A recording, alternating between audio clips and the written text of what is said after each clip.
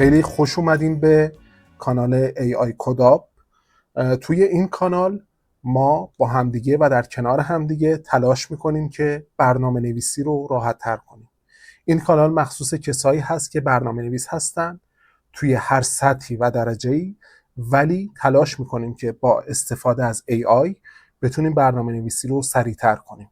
یعنی اینکه AI به ما کمک کنه ابزارهایی رو یاد بگیریم که به ما کمک کنه تسک هایی که ما باید انجام بدیم و کد هایی که باید بنویسیم رو با استفاده از AI خیلی سریعتر و راحت‌تر بتونیم انجام بدیم.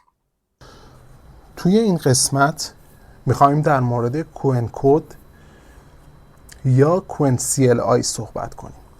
کوئنکد یکی از زیر مجموعه های مدل های زبانی کوئن هست که محصول شرکت علی بابا هست. مدل های زبانی کوئن توسط شرکت علی بابا توسعه داده میشه و CLI یا کد هم یکی از زیر مجموعه های این مدل های زبانی هست. شما با استفاده از کوئنکد اجازه بدین اول قابلیت هاشو بگم. اول قابلیتی که داره تخصص در کدنویسی توسعه پیدا کرده و آموزش داده شده برای کدنویسی.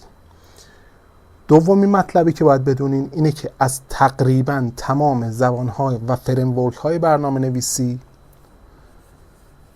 پشتیبانی میکنه و اونها رو ساپورت میکنه.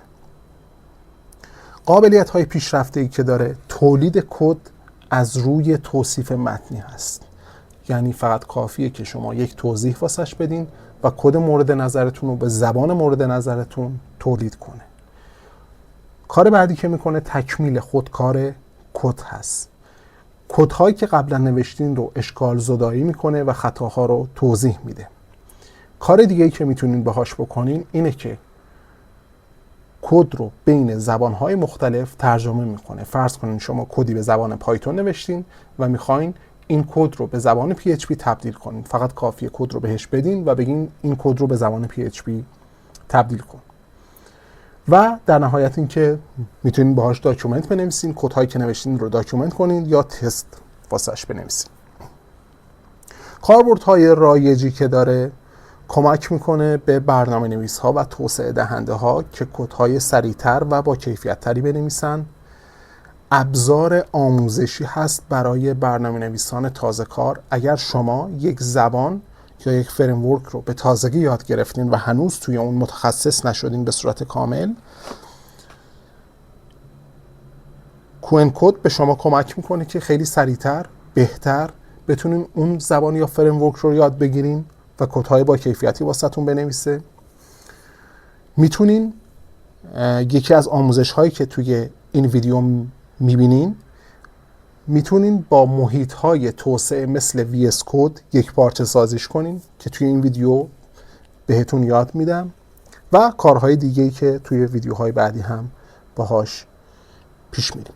پس همینجور که توضیح دادم کوئنکد به ما کمک میکنه و به صورت تخصصی ساخته شده برای برنامه نویس ها و توسعه دهندگان. ما با دو روش میتونیم از کوئنکد استفاده کنیم. یکی در CLI هست یا کامند لاین. اگر از سیستم عامل مکینتاش استفاده میکنیم خیلی خوب میدونیم که ترمینال روی این سیستم عامل نصب هست و میتونین استفاده کنیم. اگر از لینوکس استفاده میکنین که خیلی خیلی خوب با ترمینال و CLI آشنا هستین. اگر هم از ویندوز استفاده میکنین ابزارهایی مثل پاورشل میتونن به شما کمک کنن. فارغ از همه اینها در VS Code و در بخش ترمینال نیو ترمینال میتونین یک ترمینال جدید باز کنین و همه این کارهایی که اون انجام میدم رو توی این ترمینال انجام بدین. الان من ترمینال رو میبندم، ترمینال، نیو ترمینال، همونجور که میبینین یک ترمینال جدید باز شد. هدف این دوره آموزشی چیه؟ بعد از این دوره آموزشی شما یاد میگیرین تمام کارهایی که توی کرسر انجام میشه که هزینه حدوداً ماهیانه $20 داره رو به صورت کاملا رایگان انجام بدین و تمام اون امکانات رو داشته باشید. اگر نمیدونین کرسر چی هست، من یه توضیح خیلی مختصری بهتون میدم. کرسر در حقیقت همون VS Code هست، یعنی از بستر VS Code اپلیکیشنی ساخته شده به نام کرسر. کرسر یک ویرایشگر کد هوشمند یا ایجنتیک AI کد ادیتور هست که با استفاده از قابلیت‌های هوش مصنوعی به توسعه دهندگان در نوشتن یا خطایابی کد کمک میکنه. خب برگردیم به کوئن کد یا کوئن CLI. طبق مستنداتی که خود کوئن توضیح داده، شما در روز تا 2000 بار میتونین بهش ریکوست بفرستین، یعنی درخواست بفرستین، و در هر دقیقه 60 بار میتونین بهش درخواست بفرستین که فکر میکنم واقعا عدد مناسبی باشه و هیچ وقت توی روز ما بیشتر از 2000 بار درخواست نداریم. خب بریم شروع کنیم. اولین کاری که برای نصب کوئن کد باید انجام بدیم این هست که مطمئن بشیم نسخه 20 یا بالاتر Node.js روی سیستم ما نصب هست. برای این کار فقط کافیه که به سایت Node.js مراجعه کنیم و از این قسمت get Node.js رو بزنیم. بسته به این که چه سیستم عاملی داریم، سیستم عاملمون رو میتونیم انتخاب کنیم و نسخه Node.js رو نصب کنیم. الان اینجا به ما نسخه 22 رو پیشنهاد میده که نسخه خوبی هست و حداقل نسخه همونجوری که گفتم نسخه 20 هست.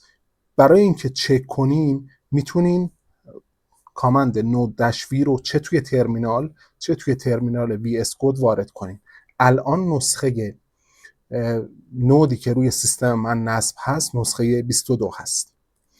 کار بعدی که باید بکنین اینه که توی گوگل سرچ کنین کوئن کد. وقتی که کوئن کد رو سرچ میکنیم اولین لینکی که باز میشه لینک گیت هاب ریپوزیتوری کوئن کد هست که همجوری که میبینین این صفحه باز میشه.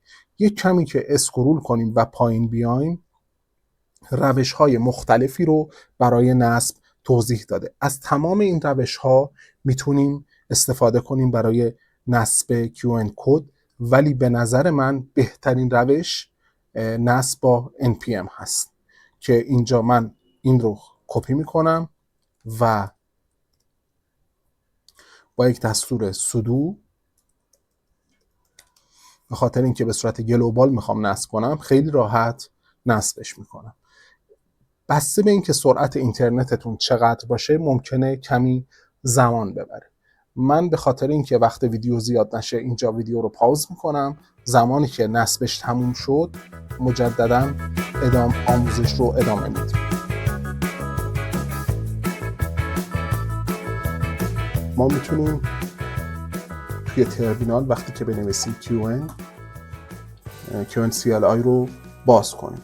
اگر از ترمینال VS Code استفاده میکنین اینجا هم خیلی راحت اگر بنویسید کوئن میتونین بهش دسترسی پیدا کنین، هیچ تفاوتی با هم نداره. همونجوری که میبینین اینجا هم ما تونستیم کوئن رو کوئن CLI رو باز کنیم.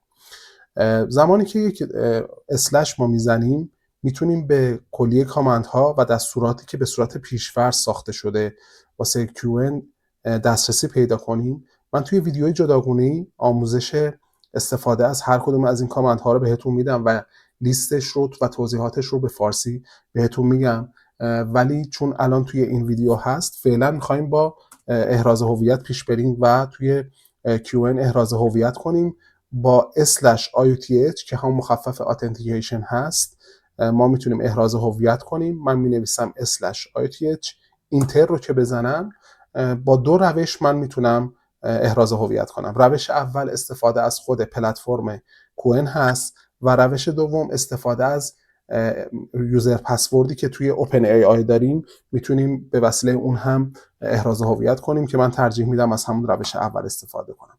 به محض اینکه 1 رو میزنم و کلید اینتر رو میزنم، همینجور که میبینین، حالا چون من قبلا لاگین کردم این صفحه ظاهر میشه، ولی اگر قبلا لاگین نکرده باشین خیلی راحت میتونین هم به وسیله جیمیلتون و یا یوزر پس، هر کدوم که خودتون بخواین، لاگین کنین و وارد بشین و احراز هویت بکنین. الان احراز هویت با موفقیت انجام شد. من برمیگردم و اولین سوالم رو ازش میپرسم. مثلا میپرسم که which model are you؟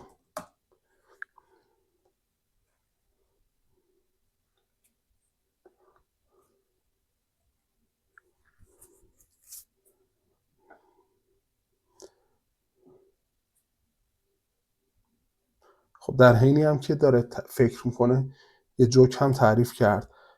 دفعه اولی که ازش سوال میپرسیم ممکنه مقدار کند عمل کنه، ولی طبق تجربه من بعد از دفعه اول سرعتش خیلی بهتر خواهد بود.